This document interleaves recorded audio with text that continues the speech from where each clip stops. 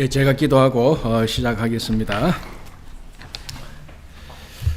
하나님 참으로 감사합니다. 오늘도 저희들에게 귀한 하루를 주셨고 또 이 하루 온종일 하나님 은혜 가운데 살게 하셨다가 또 저희들이 저녁 시간을 맞이하여서 우리 성경책 가운데 마지막 성경책 요한계시록을 함께 공부하고자 함께 나누고자 모였습니다.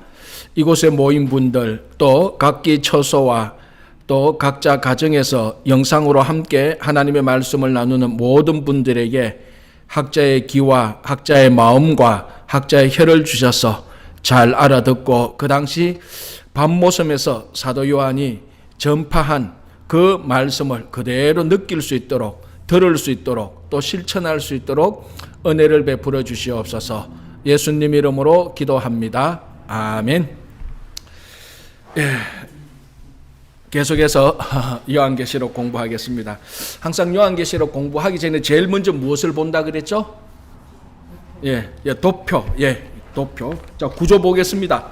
요한계시록 요약 정리 구조 분석. 자, 이걸 이제 계속해서 하기 전에 반복하면 이게 이제 쌓여가지고 마지막에 요한계시록 할 때는 그 전체 구조가 정확히 우리가 시험 치듯이 몇 장 몇 절까지 무슨 내용이 있고 이렇게까지는 모르지만은 흐름만 알아도 요한계시록의 이 흐름 이것만 알아도 요한계시록의 내용이 그 뼈대가 안에 들어옵니다. 그러면은 요한계시록이 이상한 책이거나 어렵지 않습니다. 제가 계속해서 강조하기는 요한계시록은 읽다가 길을 잃어버리니까 막 혼란이 생기거든요. 자, 이제 한번 보겠습니다. 요한계시록 요약정리 구조분석 첫 번째 서론 1장 1절에서 8절 우리가 살펴봤습니다. 그죠? 여기에 나타난 것은 예수 그리스도의 모습, 마치 부활하신 그 예수 그리스도의 모습, 우리가 그런 것들을 보았고, 그리고 인사말, 그리고 사도 요한이 어떤 사람이라는 것을 우리가 여기 서론에서 봤고, 그 다음 1장 9절에서 3장 22절, 그러니까 1장 9절에서 3장 끝까지 7교회를 향한 메시지, 7교회에 대한 칭찬, 책망 이런 것들이 쭉 나왔습니다. 그렇죠?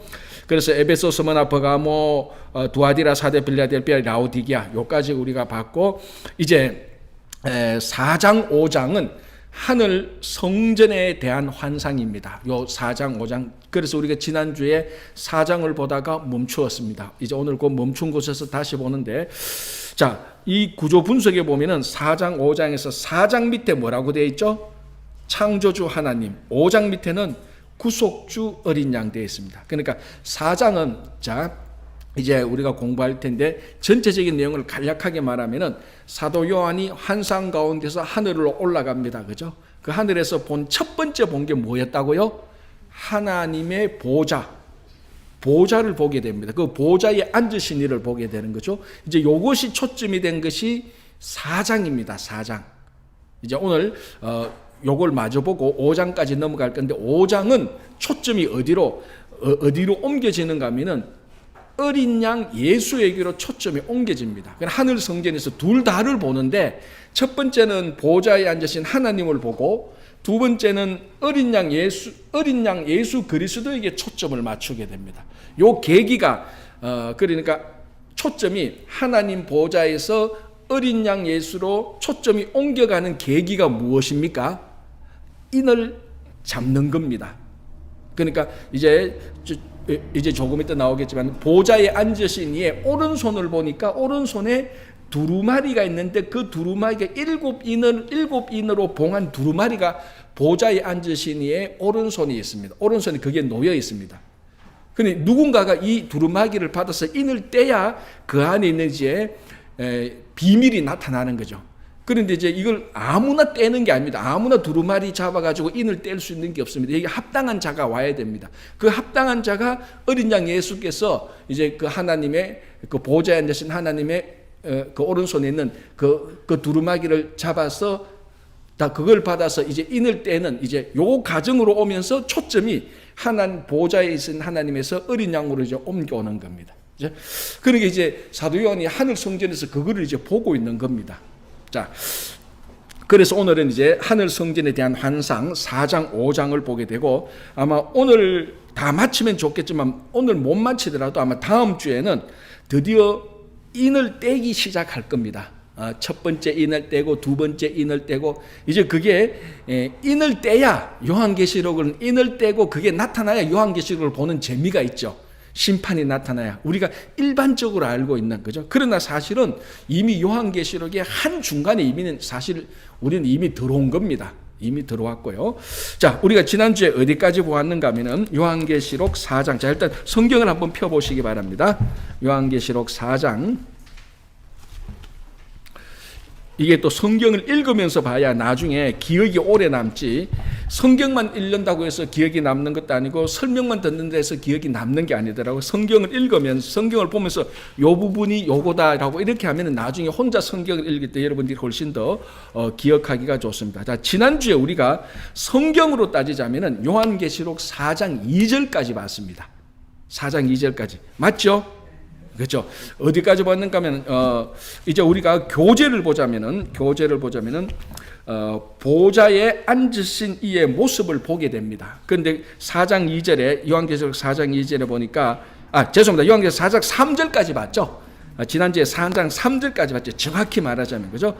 4장 2절 제가 한번 볼게요. 내가 곧 성령에 감동되었더니 보라 하늘에 보좌를 베풀었고 그 보좌 위에 앉으신 이가 있는데, 이걸 이제 사도 요한이 하늘에서 첫 번째로 본 거라 그랬죠. 앉으신 이의 모양이 백옥과 홍보석 같고 또 무지개가 있어 보좌에 둘렸는데 그 모양이 녹보석 같더라. 앉은 모습이 벽옥과 홍보석 그리고 녹보석 같더라. 이게 무언가 이래 말하면 이제 이것이 어떤 이 보석의 속성, 어떤 그러니까 존귀함, 영광스러움, 이 보석 하나, 그리고 이 보석이 대제사장의 흉패에 달려있는 보석의 종류라고 그랬습니다. 거룩함. 그러니까 이런 것들을 하나님의 그 존귀함과 영화스러움, 거룩하심을 말로 표현을 못하니까 어떻게 저렇게 존귀하심과 저렇게 그 영화스러움, 즉 거룩하심을 인간의 말로 표현을 못하니까 그 표현 대신에 보석을 보여줌으로 말미암아 하나님의 본성을, 속성을 내어 보이는 겁니다. 자, 우리가 그렇잖아요.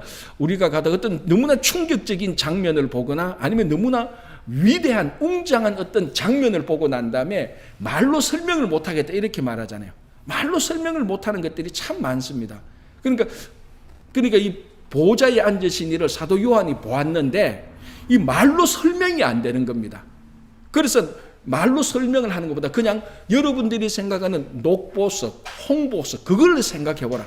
그러면 사람들이 느끼는 것은 영광과 존귀와 위엄과 이런 것들을 느끼게 되는 것입니다. 하나님이 보좌에 앉으신 이가 이제 그렇다는 것을 보여주고요. 그러니까 얼마나 여러분 이런 것을 볼 때 이 요한계시록 4장 5장을 볼 때 이것이 사실은 우리가 나중에 이 땅에서 모든 삶을 마치고 올라갈 하나님 나라에 대한 사실은 맛복입니다. 이걸 가면 우리가 이걸 경험을 하는 겁니다. 지금 여기서는 뭐 아무리 제가 설명해도 아무리 말 잘하는 사람이 와서 설명을 해도 그냥 뭐 고개만 끄덕일 뿐이야. 그렇지. 그런데 실제로 우리가 한번 그걸 보기만 하면은 정말로 그 마음속에 그 존귀함과 영화스러움을 정말 감동스럽게 느낄 겁니다. 그래서 하늘나라에 대한 소망을 가지고 사는 거죠. 자, 여기 하나 더 보겠습니다. 4장 3절에. 자, 이제 오늘 보겠습니다. 3번 교제. 자, 지난주 교제를 봐야 됩니다. 오늘 거는 보면 안 되고 우리 지난주에 가니까 3번에 보좌 주변에 무지개가 보좌에 걸려 있습니다. 그래서 요한계시록 4장 3절에 앉으신 이의 모양이 백옥과 홍보석 같고 또 무지개가 있어. 하나님 보좌에 무지개가 걸려 있습니다. 자, 무지개는 뭐 빨주노초 파남보로 되어 있는 그 7색깔 무지개인데, 우리가 성경에서 무지개 그러면 일단은 노아 홍수 시대 때 하나님께서 물로 심판하고 난 다음에 무지개 언약을 노아 홍수에게 맺었습니다. 그걸 우리가 일단은 먼저 생각해야 됩니다. 그럼 무지개 언약의 핵심이 뭡니까? 다시는 물로 심판하지 않겠다 이거거든요. 그래서 사실은 요한계시록은 물로 심판하는 내용이 사실은 없어요. 다 불심판이고 전염병이고 이런 심판인데, 자, 그런데 실제로 창세기 9장을 보면은 이 무지개 하늘에서 하늘에 나타난 무지개인데 원래 단어는 이게 무지개가 아니고 활이에요. 활. 번역을 무지개로 한 거예요. 왜냐하면은 자 여러분 큰 활을 공중에 걸려 있는 걸 한번 상상해 보십시오. 그 무지개처럼 보이잖아요. 큰 활이. 그래서 이걸 무지개라고 번역했고 또 여기에 되는 히브리어가 퀘셋인데 이게 퀘셋이란 발음이 무지개도 되고 활도 되는 거예요. 그래서 우리가 보통 영어 성경도 레인보우라고 말하고 우리 한국말도 무지개인데 사실은 원뜻을 찾아가면은 무지개가 아니고 활을 하나님께서 무지개에 맞단 활을 하늘에 걸어둔 거예요. 이게 무슨 의미입니까? 이제는 하나님이 활을 사용하겠다 안 하겠다? 안 하겠다는 거예요. 내 이제 활 사용 안 하니까 활을 공중에 걸어 놓은 겁니다. 뭡니까? 내가 활로 너희들을 심판 안 하겠다는 거죠. 이제 노아 심판 끝나고 하나님이 활을 공중에 걸어 놓은 거예요. 이제는 활로 심판 안 하겠다. 그걸 이제 무지개로 보고 무지개 언약으로 받아들인 겁니다. 뭐 오늘 이거 그 본질은 아니지만은 어쨌거나 여기에 무지개가 있어. 그러니까 무지개 언약을 상기시키는 것입니다. 그죠? 거기에 이제 보좌의 주변에 이제 그런 모습이 있고요. 자, 이제 보좌로부터 어떤 현상이 일어나는가? 요한계시록은 4장 4절이고 우리 교재를 보면은 이렇게 되어 있습니다. 갈로 2번 보십시오. 갈로 2번. 3번 보좌 주변의 갈로 2번. 제가 먼저 읽어볼게요. 보좌로부터 번개와 음성과 우레 소리가 나고 보좌 앞에 7 등불, 즉 하나님의 7영이죠. 이게 켜져 있다라는 것입니다. 그죠? 그러니까 보좌로부터 번개, 음성, 우레 소리가 막 그러니까 이거 큰 그런 소리가 나는 겁니다. 하나님의 보좌로부터. 자, 이게 뭘 상징하느냐? 자, 요한계시록은 우리가 상징, 해석 이런 것들을 뗄래야 뗄 수가 없습니다. 그래서 전부 다 상징으로 많은 것이 상징으로 나타나니까 이제 뭐 이미 앞에서도 숫자의 상징이 나타났잖아요. 그래서 나중에는 이제 이 게마트리아라고 나오는 게 숫자로서 사람을 지적하는 알파벳에 해당되는 숫자들이 있습니다. 그래서 알파벳으로 네로 하면은 이게 또 666이 되고 이런 것들이 나오고 그냥 다 요한계시록은 엄청난 상징의 책입니다. 자, 그러면은 여기서 보면 번개, 음성, 보좌로부터 우레 소리가 난다. 이것이 뭘 의미하는가 하면은 하나님 임재의 표시입니다. 우리 구약 성경에 이런 장면들 참 많잖아요. 그죠? 가장 쉽게 예를 들자면은 모세가 시내산에서 십계명 받을 때 하나님께서 거기 나타나지 않습니까? 그 나타나는 모습이 이 모습하고 똑같습니다. 막 상상할 수 없는 우레 소리가 나고 번개가 나고 천둥이 나고 그죠? 그래서 제가 저는 이제 반 농담 반 진담으로 이렇게 말을 합니다. 우리도 뭐 날씨가 그는 비 많이 올 때 천둥 치고 번개 치잖아요. 그때마다 하나님께서 말씀하시는구나라고 들으면은 우리 신앙에 도움이 된다. 그렇게 생각하면 좋다는 겁니다. 물론 그거는 자연 현상이에요. 그러나 그 자연 현상을 통하여서 우리는 믿음이 있으니까 저 자연 현상을 통해서 오늘 또 하나님께서 저렇게 우레 소리로 천둥과 같은 소리로 내게 하실 말씀이 있는갑다. 그렇게 생각하면서 나 자신을 되돌아보면은 신앙에 늘 도움이 되는 거죠. 그래서 번개, 천둥, 우레 소리는 하나님의 임재의 표시였습니다. 모세에게 시내산 나타날 때. 그러니까 이 보좌에서 이런 소리가 나는 것은 그 보좌에 하나님께서 임재하고 있다는 겁니다. 자, 오늘 특이한 거는 이 4장이 보좌에 앉으신 이를 말하는데 보좌에 앉으신 이에 대한 어떤 구체적인 그림이 없습니다. 그렇잖아요? 뭐 그분이 수염이 났다거나 키가 어떻다거나 자 아까 우리 앞에서 본 것처럼 예수님의 모습은 나타났어요. 요한계시 1장 1절에서 8절 그죠? 나타났죠. 뭐 바른 주석 같고 그는 다 모습으로 나타났잖아요. 예수님은 그렇게 형상이 나타났는데 그런데 보좌에 앉으시는 어떤 분이라는 것을 굳이 말하자면 아까 말한 보석처럼 이렇게 보이고 이렇게 지금 우리한테 임재의 표시를 보여주고 있습니다. 그래서 그 중에 하나가 번개, 음성, 우레 소리가 났다라고 말하고 있고요. 이제 이게 이런 것들이 뭘 의미하는가? 존귀함과 위엄, 존엄 뭐 이런 것들을 의미하는 거죠, 그죠? 자, 여기서 하나 중요한 것은 이것이 바로 하나님 임재의 표시인데 이런 천둥, 번개, 우레 소리 이런 것들을 사람들이 인위적으로 만들 수가 없습니다. 그러니까 이 하나님의 이런 임재를 통하여서 뭘 느끼는가 하면 하나님의 절대적인 권위를 느낍니다. 사람이 그렇잖아요. 여러분 정말로 한여름에 소나기 오갈 때 천둥 번개 칠 때 겁 안 납니까? 전 한국에서는 몰랐는데 미국에서는 보니까요. 진짜로 천둥 소리 번개 보니까 어떨 때는 섬뜩섬뜩해요. 전번에 한번 8월 달인가요? 새벽 기도 나오려고 집에 그때 한 4시 한 4, 50분 정도 돼서 창문을 열는데 갑자기 천둥 소리가 꽉 나는 거예요. 저 죽는 줄 알았습니다. 이거 새벽 기도 가다가 죽는 목사 생기나 그런 싶을 정도로 가슴이 뜨끔하더라고요. 얼마나 그러니까 이 인간이 본연적으로 그런 천둥 번개 소리를 느끼면은 뭔가 모르는 신비스러운 절대적인 존재자에 대한 권위와 권세를 본능적으로 느끼게 되는 겁니다. 그래서 여기 보좌에 앉으시니가 사람이 조작할 수 없는, 인위적으로 어떻게 만들 수 없는 절대적인 권위와 권세를 우리들에게 보여주는 겁니다. 자, 이게 지금 뭘 의미하고 있는 겁니까? 뭘 지금 말하려고 제가 자꾸 뜸들이고 있습니까? 로마 황제가 앉아있는 그 보좌에는 사람들이 인위적으로 만든 권위와 권세입니다. 사람들이 전쟁을 해서 정복을 해서 거기서 명령을 내리고 그 밑에 신하들이 그 왕의 명령을 절대적으로 받아들이고 그런 어떤 정치적인 시스템을 통하여서 어떻게 보면 인위적으로 권세를 만들어가는 겁니다. 그래서 어떤 황제들은 조작하고 선동해서 자기 권세를 만들죠. 정치가 안 되면은 상대편을 음모를 꾸면서 조작을 만들어 상대편을 죽이고 해서 자기 권세를 찾아옵니다. 그런 황제나 왕의 권세는 전부 다 인간적이고 인위적이고 조작적입니다.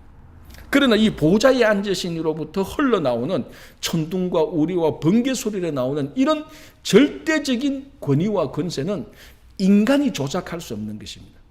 그게 무슨 말인가 하면 이것이 진짜 권위와 권세라는 겁니다. 로마 황제가 인간이 만든 권세가 아니고 이것이 진짜로 권위와 권세. 그러니까 이게 가만히 보면은 여러분이 이 요한계시록을 정치적으로만 싹 읽어보면요, 이게 로마 제국에 대한 엄청난 반역하는 책이에요. 사실은 그렇잖아요. 우리는 황제가 로마가 우리의 신은 로마가 신이 아니고 하나님이 신이다. 이제 건너가면 어린 양, 우리는 로마 황제에게 찬양과 경배를 드리지 않고 황제 숭배를 하지 않고 우리는 어린 양 예수에게 황제 숭배를 하겠다. 그거를 고백하는 책이, 또 그거를 사람들한테 알리는 책이 요한계시록이에요. 그리고 로마 제국에서 정치적으로 볼 때는 이거 전부 다 반역자들이에요. 다 잡아서 죽여야 될 사람들이 로마 제국에서 볼 때는. 그래서 이 책이, 이런 책을 읽고 올바른 믿음을 딱 가지게 되는 순간에 우리가 누구를 경배해야 되고 누가 우리의 신인지 그걸 자연스럽게 알게 되는. 그래서 굉장히 이 요한계시록은 정치적으로 보면 굉장히 과격한 책입니다. 이게 지금 그러니까 우리가 이 책 읽고 뭐 한국이나 미국에 우리도 과격해져야, 그런 의도는 전혀 아니죠. 정말 우리가 이 땅에 살면서 누구를 경배해야 될지 그걸 정확히 우리들에게 얘기해주고 누가 절대적인 권위자인가를 얘기해주는 것이죠. 그렇죠? 자, 그리고 저 보좌 앞에 7 등불이 있다 그랬습니다. 이게 7 영이라고 오늘 본문이 말하고 있습니다. 7 영, 그죠? 자, 로마 황제의 보좌는 로마의 군사들이 황제를 지키고 있습니다. 당연한 거죠. 그러나 하나님의 보좌에는 7 영이 하나님과 함께 하고 있어요. 그러니까 이게 진짜 그러니까 이걸 통하여서 하나님의 보좌를 생생하게 보여주는 겁니다. 그 당시 사람들에게 하나님의 보좌를 설명하는데 로마 제국의 보좌와 차용해서, 로마 제국의 보좌와 권위를 차용해서 보여주는 것만큼 진짜 이보다 더 잘 알 수 있는 방법이 없는 거죠. 그래서 하나님의 보좌에는 천둥과 우레와 이런 소리가 나면서 7 영이 함께하고 있습니다. 자, 요한계시록을 여러분들이 정말 재미있게 제대로 읽으려면은 상상력이 필요해요. 그 안에 쑥 들어가서 정말로 그 소리가 들리는 듯하고 그 7 영이 함께 있는 게 보이는 듯하고 이런 상상력이 필요합니다. 잘못하면은 뭐 이상하게 미치면 안 되지만은 이 상상력이 필요할 때, 정말로 현실을 뛰어넘는 초현실적인 신비 속에 우리가 들어갈 수 있습니다. 이걸 사도 요한이 본 거예요. 그래서 우리가 사도 요한이 본 것을 우리가 볼 수만 있다면은 이 요한계시록의 이 세상을 훨씬 더 뛰어넘는 하늘나라 보좌를 신비를 우리가 지금 체험할 수 있는 겁니다. 그죠? 자, 이제 갈로스 한번 보겠습니다. 보좌 앞에 무엇이 있는가? 보좌 앞에 수정과 같은 유리바다다.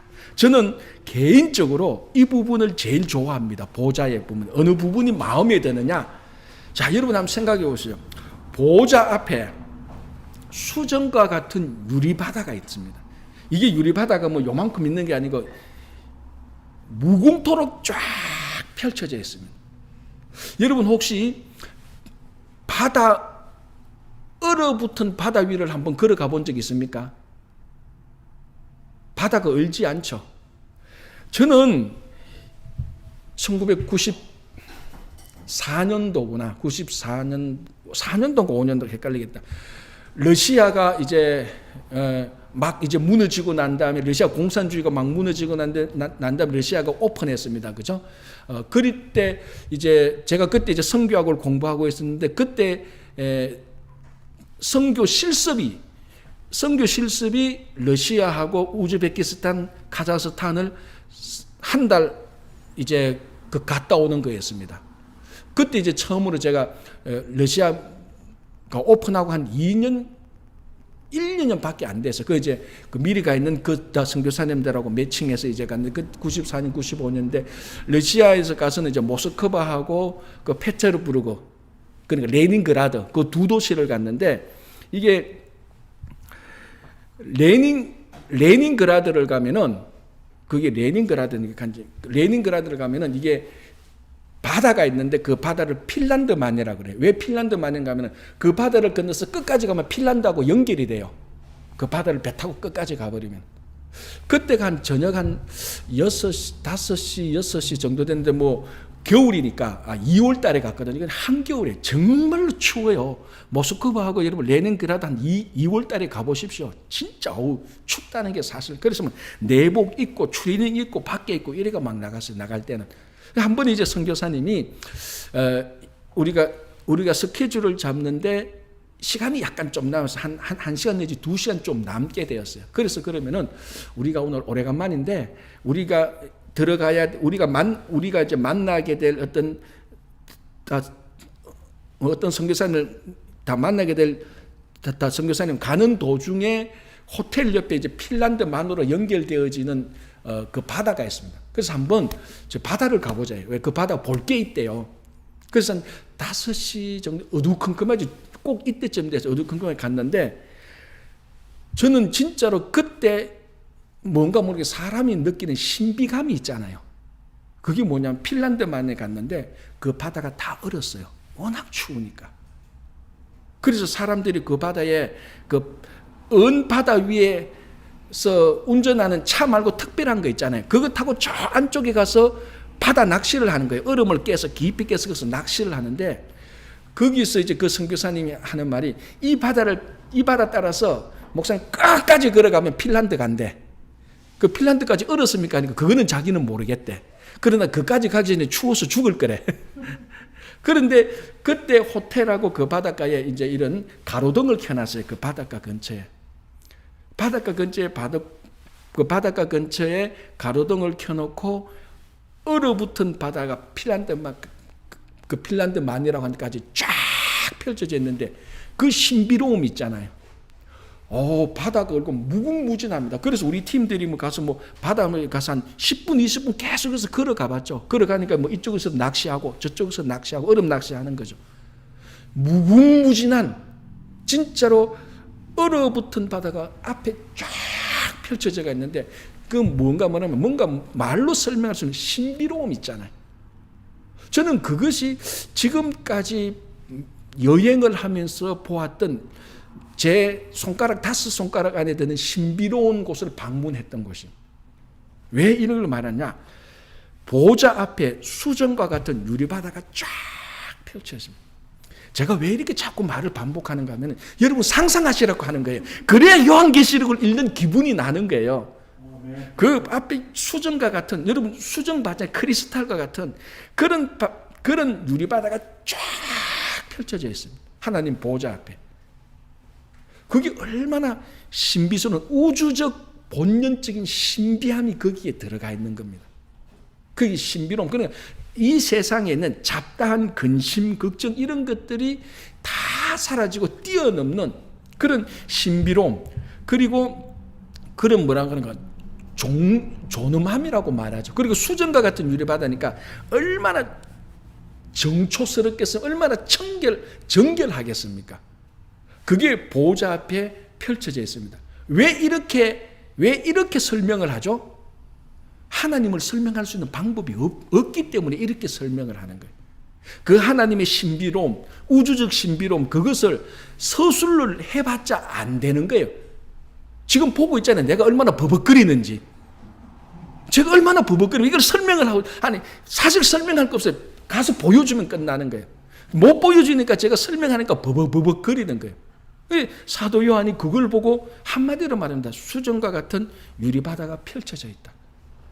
상상은 여러분들이 알아서 하시라. 성령의 감동을 받아서 상상하시라. 그게 뭡니까? 그러니까 여러분, 인간의 피조물들이 세상에서 아름답고 세상에서 예쁘고 세상에서 뭐 좀 권세 있다는 사람이 하나님 보좌 앞에 가면은 무슨 힘을 펼칠 수 있겠습니까? 그 앞에서 아무런 이 세상에서 얼마나 정결하고 얼마나 깨끗하고 얼마나 신비스러운 것을 그 하나님 보좌 앞에 딱 갖다 놓으면 아무것도 아닙니다. 쓰레기조차도 안 되는 거예요. 그걸 사도 요한이 하나님 보좌에서 보고 우리한테 기록을 남기는 거예요. 이게 우리가 영원한 나라 가면 우리도 이곳에 가는 거예요. 그곳에서 영원히 있는 겁니다. 이러면 얼굴이 막 조화가 이렇게 돼야 되는데 여러분들은 마스크를 껴서 그런지 잘 안 보입니다. 그러니까 이런 피조물, 이런 어떤 피조물이라도 이런 하나님 보좌 앞에 가면은 잠잠할 수밖에 없겠죠, 그죠? 뭘 자기가 잘났다고 그렇겠습니까? 자기가 뭐 똑똑하고 뭐 이쁘면 얼마나 없겠고 신비로우면 얼마나 신비롭겠습니까? 이 보좌 앞에. 그러니까 이제 그 앞에서 그런 이제 하늘의 환상을 우리들에게 보여주게 됩니다. 자, 그리고 난 다음에 이제 그 보좌 옆에 있는 이제 존재들이 나타납니다. 보좌 옆에 있는 존재들. 자, 그래서 4번 보좌 주변에 있는 존재들. 첫 번째는 뭡니까? 24장로죠. 요한계시록 4장 4절 제가 한번 읽어볼게요. 또 보좌에 둘러 24보좌들이 있고 그 보좌들 위에 24장로들이 흰옷을 입고 머리에 금관을 쓰고 앉았더라. 자, 그래서 24장로. 왜 24장로입니까? 100장로도 안 되고 1000장로도 안 되고 12장로도 안 되고. 이게 보통 이제 요한계시록만 나타나는 어떤 상징 의미죠. 그래서 보통 학자들이 이제 연구자들이 말하는 구약의 12지파, 신약의 12사도를 합친 것. 그러니까 모든 성도들의 대표들이라고 볼 수 있는 거죠. 모든 성도들의 대표입니다. 사람들의 대표가 아니에요. 모든 성도들의 대표. 자, 구약은 이스라엘 백성이 하나님께 선택받은 사람들입니다. 그죠? 그 이스라엘은 12지파로 형성되어 있습니다. 신약은 뭡니까? 예수님으로부터 예수님을 믿는 사람들. 그 대표자들이 12제자들 아닙니까? 12제자들. 그래서 합한 사람이 24에서 24장로들이 보좌에 앉아 있는데, 자, 이 보좌가 어느 보좌라고요? 제가 얘기했죠. 마지막에 있는 라오디게아 교회에 주는, 이긴 자에게 주는 약속이 뭐라고 그랬습니까? 아버지 보좌에 함께 앉은 것을 보게 될 것이다. 그거였잖아요. 그러니까 이 약속, 이 이긴 라오디게아에 주는, 이긴 자에게 주는 약속 보좌에 보니까 하나님 보좌 옆에 24 보좌가 있는데 거기에 24장로들이 앉아 있는 겁니다. 그죠? 자, 이 사람들이 이제 이 사람들의 패션이 어떤가? 흰옷을 입고 머리에 금관을 쓰고 있습니다. 자, 성경에서 흰옷은 대표적으로 한 두 가지 뜻이 있습니다. 첫 번째는 승리한 사람이 입는 옷이 흰옷입니다. 승리자. 두 번째는 정결이죠. 정결, 순결함을 말하는 것입니다. 그죠? 그게 가장 대표적인 것이죠. 그죠? 그래서 흰옷을 입고 있는데 정결도 되고 승리한 그 복장도 되는 겁니다. 그런데 금관을 썼습니다. 머리에 금관. 이것은 승리한 사람들이 받아 쓰는 금관이죠. 그죠? 그러니까 아무래도 이 24장로는 이긴 자들이 될 것이다. 그래서 라오디게아 교회에 이긴 자들은 보좌에 앉게 될 것이다 주는 약속인데 24장로들이 흰 옷 입고 금관을 썼는 거 보니까 이긴 자들이 될 것이다. 그래 성도들이 믿음을 지키고 나중에 이긴 자들이 될 때 이 24장로들처럼 그 보좌에 앉게 될 것이라는 것을 우리들에게 말씀하고 있는 것입니다. 자, 이제 이분들이 어떻게 하느냐? 좀 건너뛰어서 지금 요한계시록 4장인데 4장 10절에 가면은 그 5절부터 9절까지는요. 요한계시록 5절부터 9절까지는 보좌 옆에 있는 다른 존재들 네 생물이 있는데 먼저 24장로부터 정리하고 들어가겠습니다. 그래서 자, 우리 교재는 보면은 그러면 이 24장로들이 하나님 보좌 옆에서 뭘 하고 있느냐?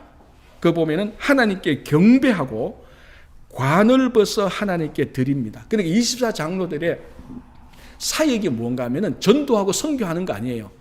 여러분 하늘나라 가면은 전도 더 이상 안 합니다. 선교도 더 이상 안 해요. 그렇죠. 하늘나라 가는데 뭐 전도를 더 합니까? 전도는 이 땅에서만 하는 거예요.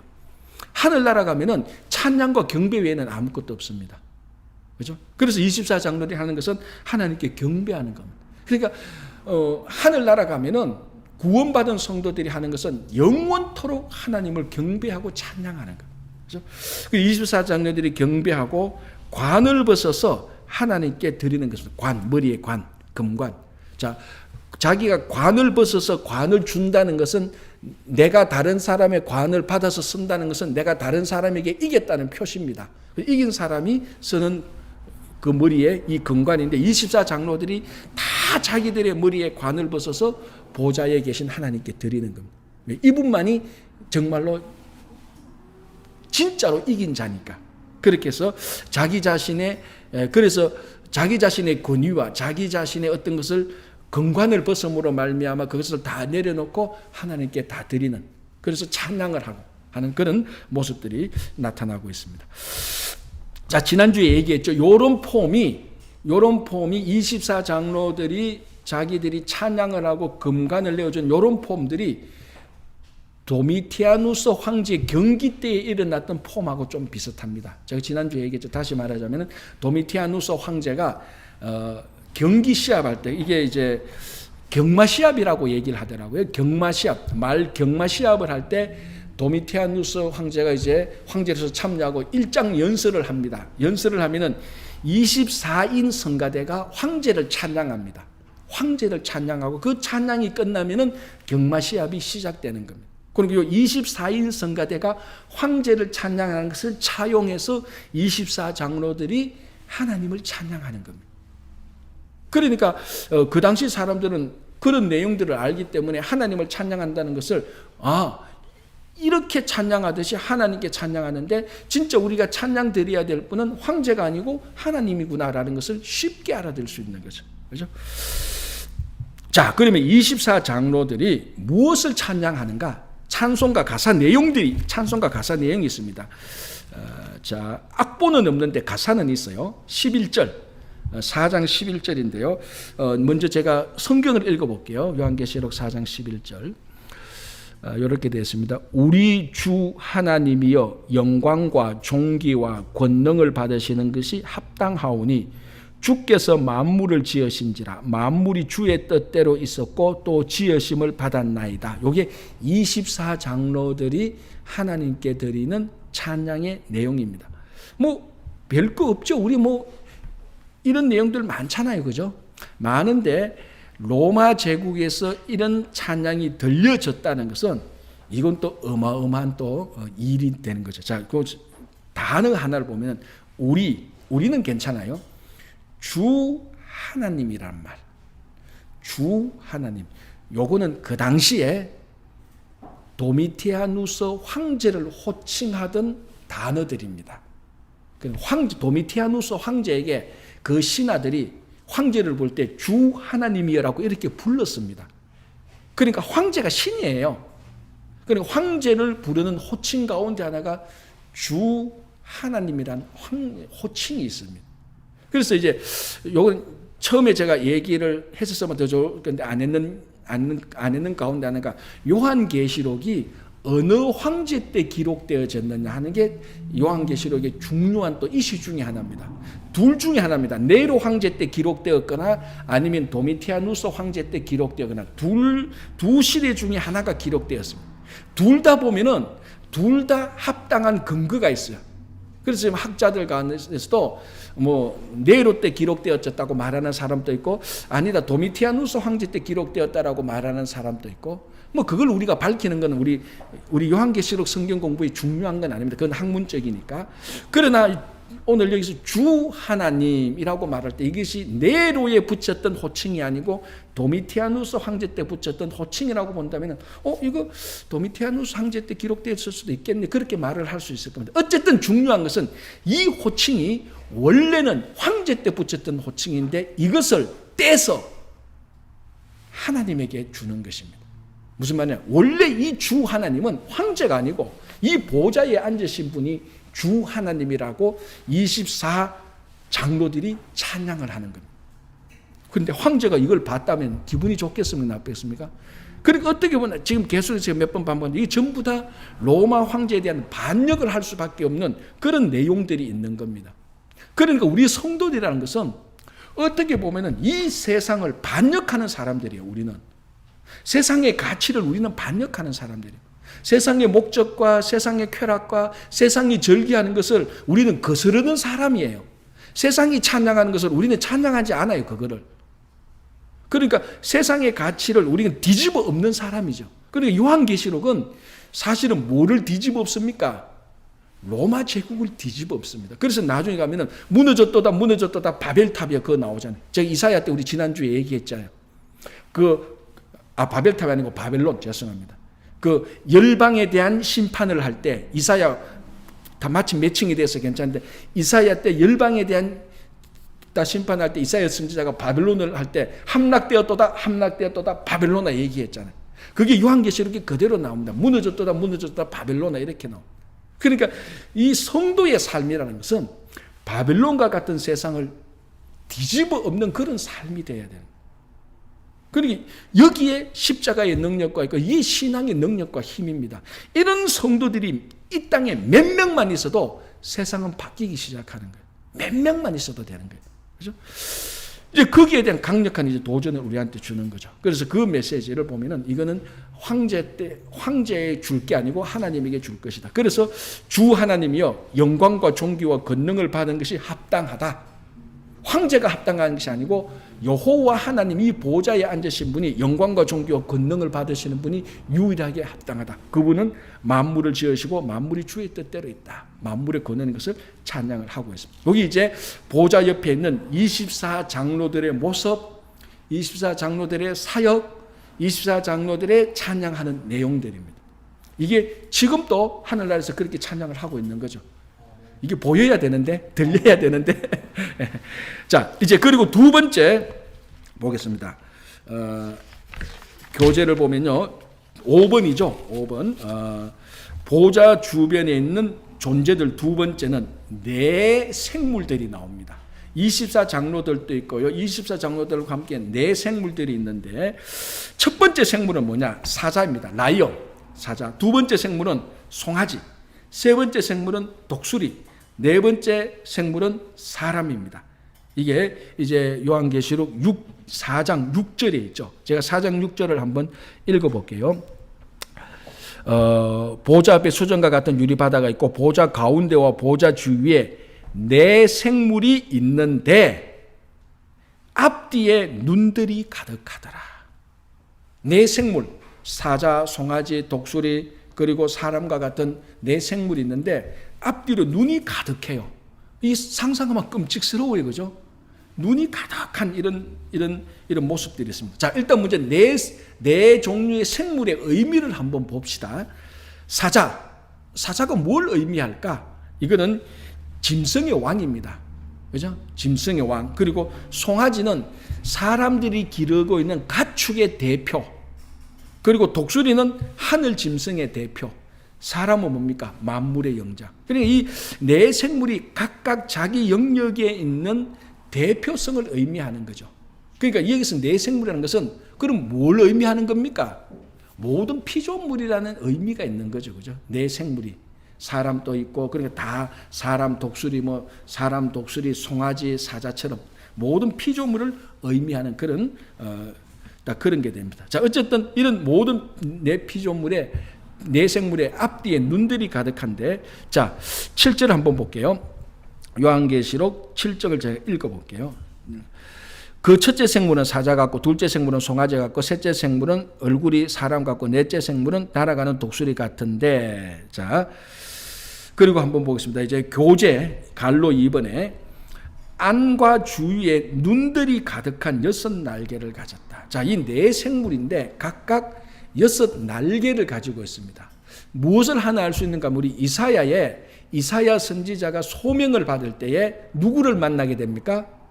천사 서랍을 만나게 되죠. 그때 서랍의 날개가 몇 개였습니까? 서랍 6개였죠. 2개, 2개, 2개 해서 두 날개는 얼굴을 가리고, 두 날개는 발을 가리고, 두 날개는 날고 있었다. 그렇죠. 그래서 얼굴과 발을 가리는 것은, 얼굴은 부끄러움을 가리는 것이고, 발은 가장 더러운 부분을 가리는 것이고. 왜? 거룩한 하나님 앞에서 만나게, 거룩한 하나님 앞에 서 있는 서랍들조차도 천사, 그러니까 이 서랍은 천사라고 보면 됩니다. 천사들조차도 거룩한 하나님 앞에서, 우리가 천사라 그러면은 죄 없는 존재라고 생각하잖아요. 그죠? 천사가 죄 있는 존재가 아니라 죄 없는 천사. 그래서 착하다 그러면 천사같이 착하다 그러잖아요. 죄 없는 천사조차도 하나님 앞에서 얼굴과 발을 가립니다. 완전한 거룩한 하나님 앞에서. 그래서 6날개가 필요했는데, 오늘도 여기도 보니까 이런 생물들이 다 6날개를 가지고 있어요. 그러니까 아마 우리가 뭘 추정할 수 있는가 하면, 우리가 만약에 하늘나라 가서 천사들을 만나면은 날개가 6개이지 않겠나라는 그런 추정을 할 수 있겠죠. 그런데 여기에 너무 우리가 관심을 가지고 빠지면 안 됩니다. 날개가 6개도 괜찮고 8개도 괜찮아요. 그건 중요하지 않고. 자, 그런 날개를 가졌는데, 이 날개 안과 밖에 눈이 가득했다. 좀 어떻게 보면 좀 약간 좀 충격적인데, 이게 뭔가 하면은 눈이 가득했다는 이 의미가 뭡니까? 모든 것을 다 살펴본다는 거죠. 그러니까 그 앞에서는 숨길 수가 없습니다. 다 드러날 수밖에 없는 거죠. 그죠? 그런 것을 우리가 이제 의미하고 있는 것입니다. 자, 그럼 이제 이 네 생물들도 찬송을 합니다. 아까 24장로들의 사역도 하나님께 경배하고 찬송하는 건데, 이 네 생물들도 사역이 뭔가 하면 하나님 옆에서 뭘 하는가 하면 하나님께 찬송을 드리는 겁니다. 자, 그래서 8절을 보면은, 요한계시록 4장 8절을 보면은, 이 또 다행히 네 생물들이 찬송했던 악보는 아닌데 가사가 또 나타나가 있어요. 그게 요한계시록 4장 8절에 이렇게 되는데, 제가 한번 읽어드릴게요. 거룩하다 거룩하다 거룩하다 주 하나님 곧 전능하신 이여, 전에도 계셨고 이제도 계시고 장차 오실 이시다. 요렇게 이제 네 생물은 요렇게 찬송을 하고, 24장로들은 아까 11장에 보는 것은 그렇게 찬송하고, 그러니까 네 생물과 24장로들이 보좌 옆에 서서 계속해서 찬양을 하는 겁니다. 그 가사는 우리가 알 수 있는데, 자, 이 네 생물과 24장로들이 같은 찬송과 가사도 있고 다른 가사도 있죠. 자, 같은 가사는 뭡니까? 주 하나님. 같죠? 4장 8절 볼게요. 거룩하다 거룩하다 거룩하다 주 하나님. 그리고 4장 11절 아까 봤는 것처럼 24장로의 찬양 내용, 우리 주 하나님. 부르는 호칭이 똑같습니다. 24장로하고 네 생물이. 그러니까 뭐라고 말합니까? 진짜로 주인이 되시고 진짜 신은 황제가 아니야. 도미티아누스 너 아니야. 이 보좌에 앉으신 분이야. 네 생물과 24장로들이 동일하게 그것을 우리들에게 알려주고 있습니다. 이제 좀 가사가 다른 약간 그 다른 가사가 나오는데, 네 생물들은 뭘 찬양하냐? 거룩하다 거룩하다 거룩하다. 이 거룩을 3번 하는 거죠. 네 생물은 특별히 보좌에 앉으신 이의 거룩함에 완전히 초점을 맞추고 있습니다. 아까도 그렇게 얘기했죠. 그래서 이 서랍들이 이사야가 만났던, 이사야 앞에 왔던 그 천사가 두 날개 2개로 얼굴과 발을 가렸습니다. 거룩하신 하나님 앞에. 거룩은 완전한 거룩입니다. 0.001%도 부족한 게 아니고 완전한 거룩입니다. 그러니까 이 완전한 거룩 앞에서는 다시 말씀드리면 천사도 그 앞에 설 수가 없는 존재입니다. 그죠? 자, 그리고 주 하나님, 다시 말씀드려요. 주 하나님이고, 전능하신 이요. 올마이티죠. 그죠? 전에도 계셨고, 이제도 계시고, 장차 오실시라. 이거는 앞에 나왔죠? 요한계시록 1장에서 우리가 나왔잖아요. 전에도 계셨고, 전에도 계셨고, 이제도 계셨고, 장차도 오시라. 이게 하나님에게도 이 호칭이 불려졌고 예수님에게도 이 호칭이 불려졌습니다. 그래서 제가 뭐라고 말했습니까? 이것만 봐도 하나님하고 예수님께서 일체 되시는 분이다. 호칭이 같으니까. 그런데 이 호칭을 한 번 더 내 생물들이 말합니다. 전에도 계셨고 이제도 계셨고 장차 오시리라. 다른 말로 하면은 알파와 오메가도 되는 겁니다. 그러니까 제가 얘기했죠. 여기서 말하는 전에도 계셨고는 과거인데 어느 과거? 영원한 과거, 그죠? 얘기했잖아요. 이 전이라는 것은 태초보다 더 앞에 있는 것. 그러니까 사람이 생각할 수 있는 가장 먼 과거는 태초입니다, 사실은. 그런데 사실은 태초 이전에 또 다른 시간이 있어요. 영원이 있었어요. 저 지난주에 얘기했잖아요. 그래서 창세기에, 여러분, 우리가 태초라는 말이 창세기에도 나타나고 요한복음에도 나타나요. 맞죠? 말은 다 태초인데 창세기에 나타난 태초, 요한복음에 나타난 태초, 어느 태초가 더 멀리 있는 과거입니까? 요한복음에 나온 거죠. 창세기의 태초는 시간이 주어진 그 시간입니다. 그런데 요한복음에 나타난 이 태초는 영원부터 나온 그 시간이에요.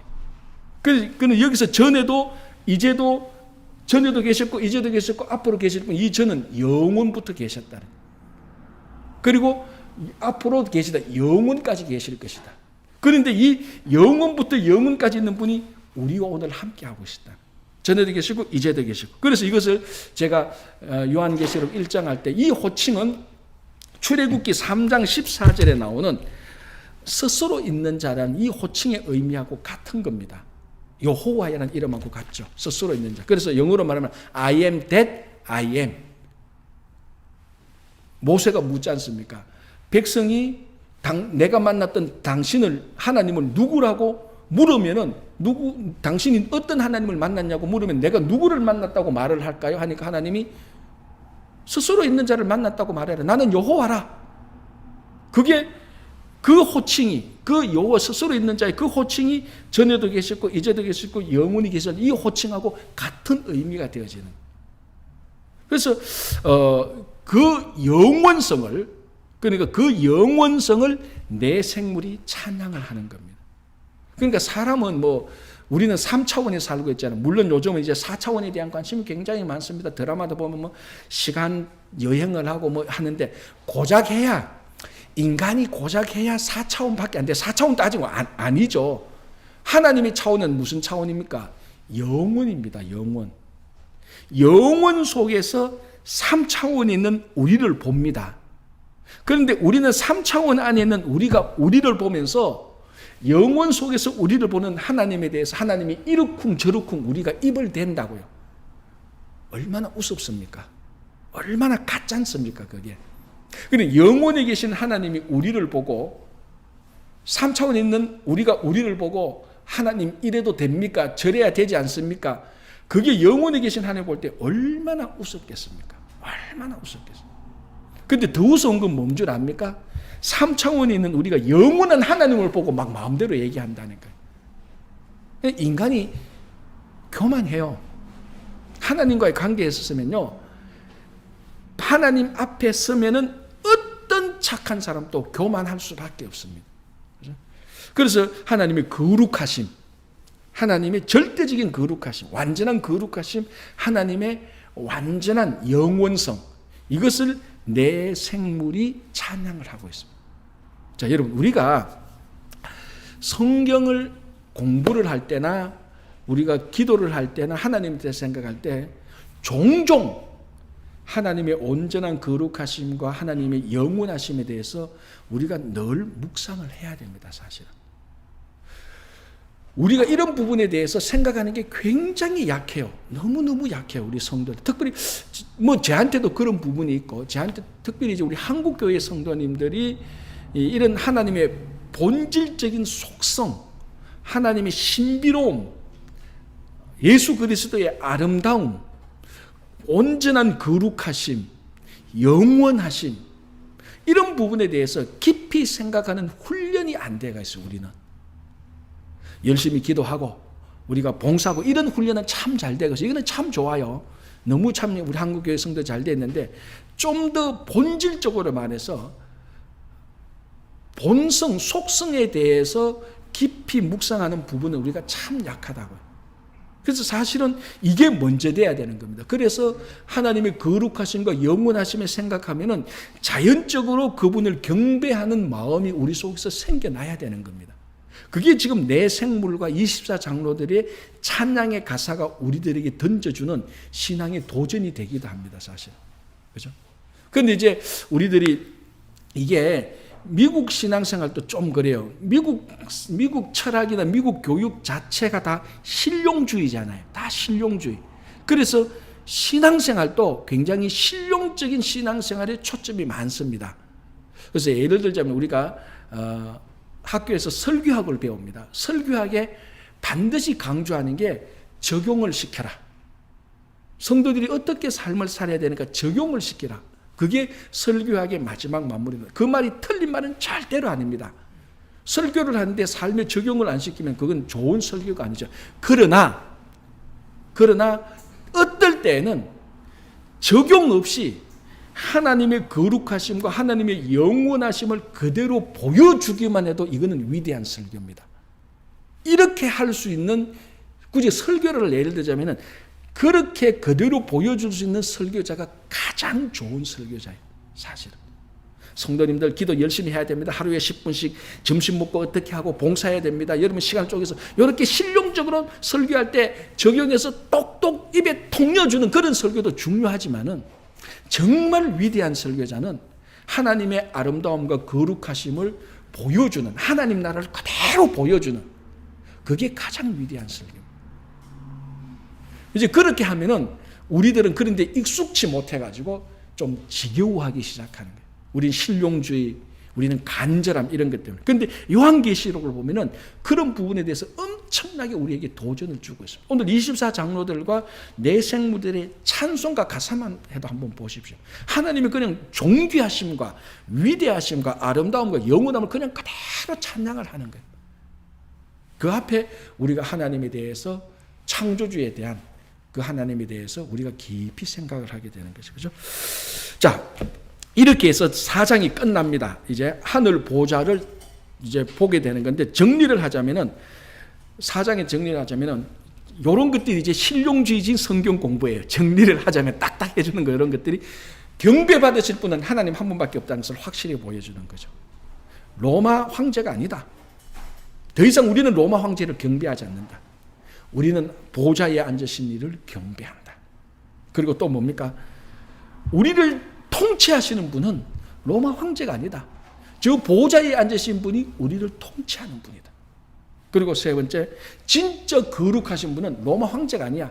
아니, 저분 로마 황제의 거룩함, 저거 전부 다 인간적으로, 인위적으로 만든 권위가 있는 게 아니야. 정말 권위 있고 거룩하신 분은 보좌에 앉으신 분이야. 이걸 지금 우리들한테 보여줘요. 그러니까 다시 말씀드리자면 이것이 일반 서술적으로 이렇게 말하는데, 로마 제국에서 엄청난 도전을 하고 있는 겁니다. 그리고 우리 삶에 적용한다면 세상에 대해서 우리는 엄청난 도전을 하는 거죠. 우리는 세상의 가치와 앞으로 다르게 살겠다. 세상이 즐거워하는 것, 세상이 추구하는 출세와 성공 전략, 우리는 거기에 가치를 두지 않겠다. 우리는 여호와 하나님에게 가치를 두겠다. 그렇다고 해서 이 땅을 무시하는 것 아니에요. 이 땅을 무시하는, 이 땅에 살면서 하늘에 있는 그 보좌의 존귀함을 이 땅에서 누리고 사는 겁니다. 그래서 하늘과 땅을 연결시켜서 같이 사는 거예요. 그렇죠? 자, 이렇게 해서 4장이 이제 싹 끝납니다. 오늘 이제 5장 넘어갑니다. 오늘 이제 교재를 보시기 바랍니다. 오늘 이제 교재를 보시면 이제 아직 계속 지금 사도 요한은 어디에 있습니까? 하늘 성전에 있습니다. 하늘 성전에서 4장에서 뭘 봤는가 하면 이제 하나님 보좌를 봤습니다. 자, 이제 보좌를 봤는데 이제 5장에 넘어가면은 초점이 싹 바뀝니다. 어디로 바뀌느냐? 어린 양으로 초점이 바뀌게 되는 겁니다. 자, 그래서 교재에 1번, 큰 1번 어린 양이 등장했고요. 자, 1절에 보면은 요한계시록 5장 1절을 보면 이렇게 됐습니다. 제가 한번 읽어 드릴게요. 내가 봄에, 자, 또 봅니다. 사도 요한이 보좌에 앉으신 이, 저희가 4장에서 다 봤죠. 보좌에 앉으신 이의 오른손을 봅니다. 오른손에 두루마리가 있어요. 두루마리가 있는데 보니까 두루마리를 감아놓으니까 안과 밖에, 안과 겉에 글자를 막 써놨어요. 그런데 7인으로 딱 봉을 해놨어요. 봉인해놨습니다. 열지 못하도록. 요게 이제 아까 제가 처음에 말씀드린 것처럼 하나님 보좌에서 두루마기가 매개체가 되어서 7인이 찍힌 두루마기가 매개체가 되어서 초점을 어린 양으로 넘어가는 이제 그 단계를 바라보고 있습니다. 자, 그러면은 이제 하늘 한상에서 두 번째로 본 게 나타납니다. 그 두 번째로 본 것은 두루마리와 관련해서 어린 양을 보게 되는 겁니다. 첫 번째는 하나님 보좌를 보게 되고, 그러니까 하나님을 보게 되는 것이고, 두 번째는 초점을 어린 양을 보게 되는 것입니다. 그죠? 자, 이제 그래서 오른손을 봤는데 이 두루마리가 오른손에 있다는 것은, 오른손은 뭡니까? 권능, 능력, 그리고 주권입니다. 그래서 이 앞으로 이 두루마리에 무슨 내용이 있을지는 모릅니다. 이게 인을 뜯어 봐야 되는 거죠. 그죠? 무슨 내용이 있을지는 모르겠는데 이 내용을 주권을 상징하는 하나님의 오른손이 쥐고 있다는 것입니다. 그러니까 이 두루마리에 있는 내용이 하나님의 손에 달려 있다는 겁니다. 근데 이거를 어린 양이 이제 얘기하기 어린 양이 이제 그것을 받아서 인을 떼기 시작하는 것이 이제 나타나는 것이죠. 자, 두루마리 7인으로 봉한 두루마리인데 스크린 한번 보여주시기 바랍니다. 우리 여러분 현장에 있으신 분은 요거 보시면 됩니다. 아마 요렇게 생겼을 겁니다. 자, 여기 두루마리가 있고 7개의 인으로, 그죠? 7개의 인으로 되어 있는 고대 두루마리에 있는 것을 제가 사진을 하나 그냥 카피해서 이렇게 보여주는데 여기 인이 7개 있죠, 그죠? 그러니까 이게 옛날에는 문서를 이 두루마기 문서를 둘둘 말아가지고 마지막에 마무리해서 묶어야 되지 않습니까? 그 묶는 것을 인으로 딱 찍습니다. 어떤 건 1개 찍고 어떤 건 2개 찍기도 합니다. 그리고 이 인이라는 것은 어떤 건 진흙, 어떤 건 밀랍 덩어리로 해서 이 두루마기를 만들어서 풀리지 않도록 콕콕 찍는데 오늘 하나님의 오른손에 있는 그 두루마기는 인을 7개 찍었습니다. 자, 또 7이라는 게 나타나죠. 그러니까 그 안에 있는 내용이 그만큼 완벽하게 중요하고 완벽하게 인이 해제되어야, 봉인이 해제되어야 나타나는 그런 귀중한 내용을 말하고 있습니다. 그죠? 그리고 7개의 인을 찍어서 인장으로 인 위에 도장을 콕콕 찍습니다. 권위를 나타내는 거죠. 그런 게 하나님 보니까, 그러니까 좀 하나님의 오른손에 두루마기로 말렸는데 7인으로 탁 했는 그 두루마리가 있더라. 자, 중요한 건 뭡니까? 이 7인을 풀어야 됩니다. 그래야 그 안에 있는 내용을 볼 수가 있죠. 근데 여기 이제 하나 특징인 것은 이제 안팎으로 보통은 그 당시 보면은 두루마리의 안쪽에만 글을 쓴대요. 그렇죠. 바깥에 글 쓸 필요 없잖아. 열어서 보면은 안쪽을 보니까. 그런데 안팎에 글을 쓰는 경우도 있답니다. 에스겔서 2장에도 보면 이런 두루마기가 나오는데 에스겔서 2장에도 나오는 두루마기도 안팎에 글을 썼습니다. 안과 밖에. 그죠? 그런데 이런 의미는 그 내용이 완전하기 때문에 이렇게 안팎으로 썼다라고 그렇게 얘기를 합니다. 어쨌든 안팎으로 글을 쓴 이런 것은 기밀 문서, 계약서, 물건을 사고 팔 때 계약서 또는 유언했던 유언서, 공적 문서, 권리 정서, 그러니까 전부 다 중요한 문서를 안팎으로 글을 써서 인을 딱 했습니다. 그러니까 아무도 함부로 못 띄도록.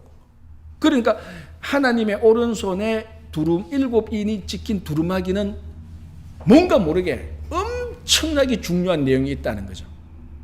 그런데 이 인을 뗄 수 있는 사람은 보통 이게 만약에 매매 문서라면은, 계약서라면은 그 가장 적법한 매입자만이 받아서 뗄 수가 있습니다. 다른 사람이 그것을 떼면 안 돼요. 그리고 보통 이제 상속자, 거기에 관련된 상속자만 뗄 수 있습니다. 아무나 그 인을 뗄 수가 없습니다. 자, 그러면 하나님의 오른손에 7인이 있는데 누군가는 이걸 떼야 됩니다. 그죠? 누굴 떼야 되는데 거기에 합당한 아무나 힘 있다고 가서 받아서 떼는 게 아니고 그 자격에 합당한 사람이야만이 그 두루마기를 가서 인을 뗄 수가 있게 되는 겁니다. 자, 그래서 보십시오. 2절 요한계시록 5장 2절을 보면 이렇게 되어 있습니다. 또 봄에 힘 있는 천사가 큰 음성으로 외치기를 누가 그 두루마리를 펴며 그 인을 떼기에 합당하냐 하나. 그래서 우리 교재에 2번 큰 2번 두루마리 7인으로 봉한 두루마리의 1번 제작 아까 제가 얘기했고요. 그리고 2번 갈로 2번 쓰임과 내용 안팎에 글을 썼다는 게 얘기했고요. 3번 보겠습니다. 천사의 큰 음성. 천사가 힘센 천사가 크게 외칩니다. 그 외치는 그 음성이 뭡니까? 누가 이 두루마기를 펴며 이 인을 떼기에 합당한가? 그 사람을 빨리 찾아오라. 그래야 이 두루마리의 내용을 우리가 알 것이 아니냐라고 이렇게 하는 것입니다. 그죠? 근데 이걸 아무나 떼서는 안 된다 그러죠. 그 상속자나 적당한 매입자가 나타나야 되는 겁니다. 그죠? 그런데 그 얘기를 들었던 사도 요한이 탄식을 하게 됩니다. 왜? 인을 뗄 수 있는 사람을 찾을 수가 없습니다. 아무나 뗄 수 없으니까. 그래서 요한계시록 5장 3절 4절 제가 읽어볼게요. 하늘 위에나 땅 위에나 땅 아래에 능히 그 두루마리를 펴거나 보거나 할 자가 없더라. 그냥 하늘 위, 땅 위, 땅 아래, 그러니까 우주 전체를 찾아봐도 사도 요한이 찾아봐도 저 인을 뗄 합당한 자가 없다는 거죠. 그래서 4절 그 두루마기를 펴거나 보거나 하기에 합당한 자가 보이지 아니하기로 내가 크게 울었더라라고 말. 슬프죠. 저 인을 떼야 저 안에 있는 내용을 봐야 앞으로 이 세상에 하나님의 뜻이 무엇인지 아는데 저걸 떼지 못하니까 요한이 탄식을 하는 겁니다. 그래서 3절 4절에 인을 뗄 자를 발견하지 못했습니다. 갈로 1번 2번에 그런데 갈로 2번 보면은 교재 24장로 중 한 사람이 인을 뗄 자를 발견합니다. 그 사람이 누구냐? 유다 지파의 사자 다윗의 뿔입니다. 자, 5절 볼게요. 요한계시록 5장 5절. 장로 중에 한 사람이 24장로 중에 한 사람이 내게 말하되 사도 요한에게 말하되 울지 말라. 사도 울지 말라. 내가 찾았다. 하나님의 오른손에서 두루마기를 받아서 인을 뗄 자를 찾았다. 누구냐? 보니까 유다 지파의 사자 다윗의 뿌리가 이겼으니 그 두루마리와 그 7인을 떼시리라 하더라. 누구라고 딱 얘기를 하면 되는데 다윗 지파의 사자, 유다 지파의 사자 다윗의 뿌리. 자, 여기서 유다 지파의 사자라는 것은 이제 성경을 보고 이제 찾아내야죠. 여러분 야곱이 12아들을 축복할 때에 유다에게 창세기 49장에 어떻게 말하는가 하면 유다는 사자 새끼라고 말을 합니다. 유다는 사자 새끼고 나중에 누가 그를 범할 수 있으냐 이런 예언적인 축복을 합니다. 그래서 여러분 우리 각 지파에 상징하는 짐승들이 있잖아요. 유다 지파를 상징하는 짐승은 뭔 줄 압니까? 라이언, 사자예요. 그래서 여기서 유다 지파의 사자라고 말할 때는 유다 지파에 나타나는 그 어떤 용맹스러운 사자를 말을 할 것이다라는 것을 이제 알게 되는 거죠. 자, 이제 중요한 것은 또 그 다음에 있습니다. 다윗의 뿌리라고 말을 합니다. 다윗의 뿌리인데요. 자, 우리 성경을 보면은 이사야 11장 1절을 보면 이런 내용이 나옵니다. 이새의 뿌리에서, 이새가 누구죠? 다윗의 아버지잖아요. 그러니까 이새의 뿌리는 다윗의 뿌리는 같은 의미예요. 이새의 뿌리에서 한 가지가 날 것이요. 그리고 쭉 가다 그의 위에 여호와의 영, 곧 지혜와 총명의 영이요 라고 말합니다. 그러니까 다윗의 뿌리, 이새의 뿌리에서 한 가지가 나는데 이 가지가 여호와의 영, 곧 지혜와 총명의 영이하고 쭉 나오는데 보니까 바로 다윗의 뿌리, 즉 이새의 뿌리에서 난 그 사람이 바로 메시아라는 것입니다. 그건 이사야 선지자가 예언을 한 거죠. 그죠? 그래서 유다 지파의 사자는 것은 유다 자손 가운데 나타날 사람인데, 그리고 이게 다윗의 뿌리에서 나타난다. 다윗의 후손으로 나타날 사람이다라고 말을 합니다. 그죠? 자, 그리고 이 사람이 유일한 메시아라는 것을 이제 알려줍니다. 이거는 뭐 그 당시에 사도 요한 같으면 금방 알아차립니다. 이게 누구를 말하는 건지. 또 그 당시 사람들은 구약 성경을 아는 사람은 알아차립니다. 유다 지파의 사자 다윗의 뿌리라고 말하면 바로 예수라는 것을 알게 되는 거죠. 그죠? 자, 그리고 이렇게 되어 있습니다. 요한계시록 5장 5절에 유다 지파, 장로 중에 한 사람이 내게 말하되 울지 말라. 유다 지파의 사자 다윗의 뿌리가 이겼으니라고 말합니다. 이 유다 지파의 사자 다윗의 뿌리가 이겼다. 우리말로 하면 뭡니까? 이긴 자가 되는 거죠. 자, 이긴 자가 요한계시록 2장 3장에서 7교회의 마지막에 주는 메시지가 뭐였죠? 이긴 자에게 주는 약속이 다 있었잖아요.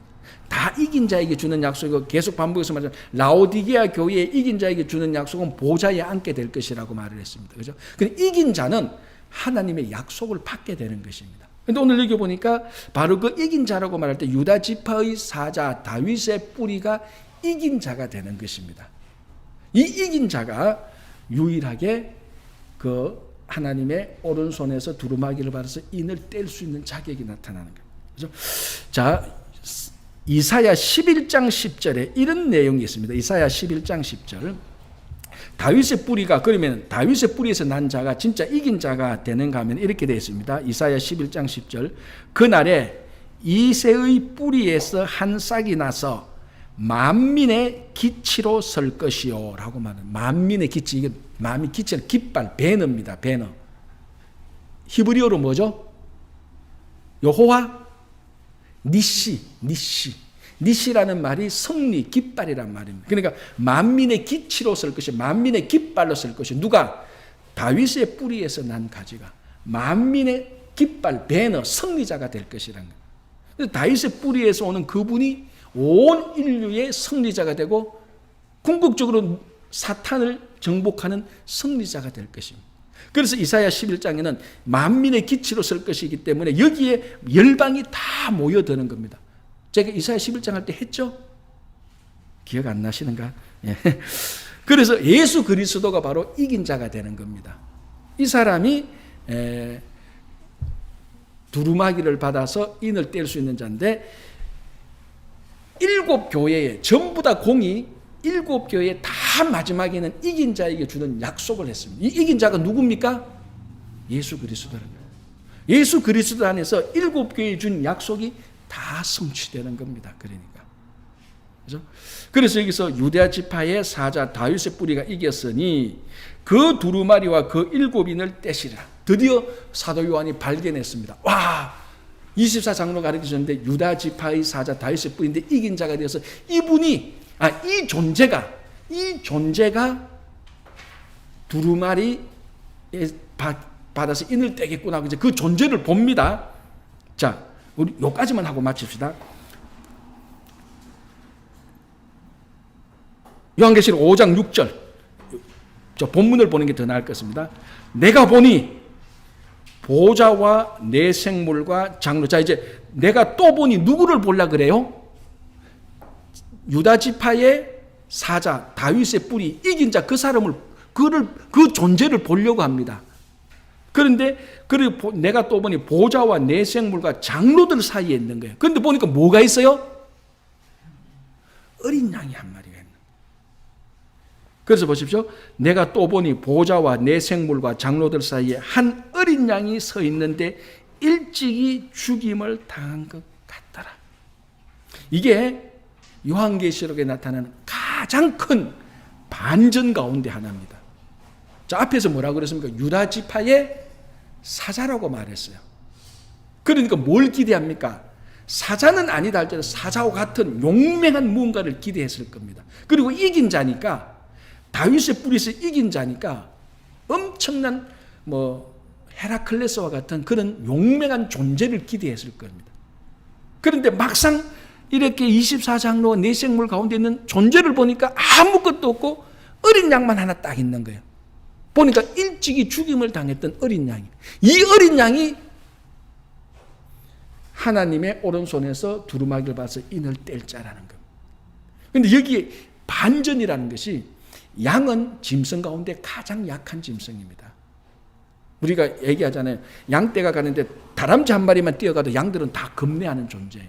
양은 공격할 수 있는 무기도 없고 방어할 수 있는 무기도 없습니다. 사자하고 양은요, 비교할 수 없어요. 그래서 이사야 때 사자와 어린 양이 같이 뛰논다 그래요. 그건 무슨 말입니까? 가장 무서운 맹수와 가장 약한 짐승이 사자와 어린 양이에요. 이 둘은 극과 극입니다. 그런데 인을 뗄 자가 유다 지파의 사자다, 다윗의 뿌리인데 이 사람이 이긴 자라.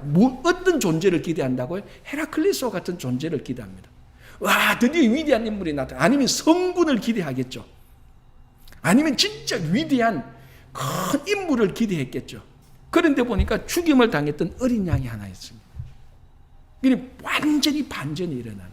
그래서 이제 이 하늘 환상은 어린 양에게 초점을 맞추어집니다. 이 죽임을 당했던 어린 양이 하나님의 오른손에서 두루마기를 떼서 인을 땜으로 말미암아 세상을 심판하는 심판주가 되는 거예요. 그러니까 이게 역설 중에 역설이죠. 구약시대에 때는 사자와 같은 라이온과 같은 다윗이 블레셋도 이기고 골리앗도 이기고 암몬 족속도 이기고 진짜 사자처럼 용맹하게 전쟁을 해서 하나님 나라를 이루었어요. 근데 신약에 오면은 예수 그리스도께서는 사자처럼이 아니고 어린 양처럼 되어서 십자가에 달려 죽으심으로 말미암아 하나님 나라를 이루시는 거예요. 그러니까 여기에 요한계시록을 통해서 가장 위대한 신앙의 본질이 담겨져 있는 거예요. 가장 위대한 본질. 이 요한계시록에서, 그래서 여러분 요한계시록에 하는 그림들, 사진들 보십시오. 어린 양이 굉장히 많아요. 근데 이 어린 양이 심판주가 됩니다. 가장 약한 jin성. 여기 기독교의 역설이 있지 않습니까? 그런데 십자가에서 달려 죽는 사람이 최고 승리자예요. 전쟁에서 이기는 자가 최고 승리자가 아니고 1대 100으로 해서 100명을 물리치는 자가 승리자가 아니고 십자가에서 달려 죽는 자가, 어린 양처럼 달려 죽는 자가, 이 사람이 승리자고 이 사람이 세상을, 우주를 심판하는 심판주가 되는 거예요. 그 역설 중에 역설이죠. 그게 우리 성도의 삶이 되어야 되는 겁니다. 그래서 사도 바울이 자기가 가장 약한 가운데서 가장 강하게 되고 자기는 날마다 죽는다라고 고백했던 것도 사실은 같은 맥락. 그래서 요 반전, 요까지만 딱 하고 다음에 이 반전이 어떻게 전개되는가는 우리가 다음 주에 보도록 하겠습니다. 오늘은 성경은 요한계시록 5장 6절까지 본 거고요. 그리고 이제 교재는 요까지 보는 게 어린 양 4번에 갈로 1번 어린 양의 등장, 요까지 본 걸로 하고 오늘 마치도록 하겠습니다. 기도하겠습니다. 하나님, 이 세상은 사자와 같이 용맹하고 힘이 있고 전략을 잘 짜고 권세가 있는 사람이 세상을 정복하고 세상을 심판할 것이라고 생각을 합니다. 그러나 오늘 하나님의 오른손에서, 그 주권의 오른손에서 두루마기를 떼서 그 인을 뗄 자가 사자와 같이 골리앗과 같이 용맹한 전사가 아니라 죽임을 당했던 어린 양이라는 것을 보면서 주님, 우리 성도의 삶이 어떠해야 되는지, 우리의 삶에 무엇을, 어디에 가치를 둬야 되는지 다시 한번 생각하면서 약하고 부족한 성도와 약하고 부족한 이 교회가 하나님께서 이 교회와 성도를 들어서실 때에 세상을 심판할 수 있는 위대한 하나님의 귀한 교회와 성도가 될 수 있도록 도와주시옵소서. 주님, 저희들이 요한계시록을 보면서 정말 마땅히 경배해야 될 하나님을 경배하며 마땅히 거룩함을 돌려야 될 분을 우리가 마땅히 경배를 돌리고 정말 통치자가 누군지, 우리의 주권자가 누군지 올바르게 알며 살아갈 수 있도록 도와주시옵소서. 감사하오며 예수님 이름으로 기도하옵나이다. 아멘. 예, 수고하셨습니다. 감사합니다.